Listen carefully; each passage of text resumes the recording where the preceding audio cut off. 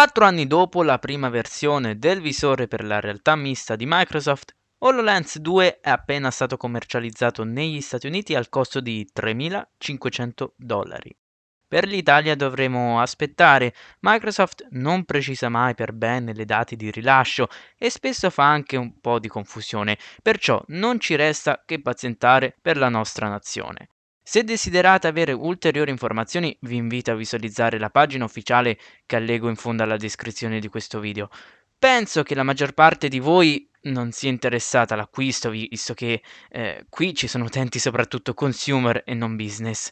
Però andate magari a vedere qualche video giusto per capire la potenzialità tecnologica di questo prodotto.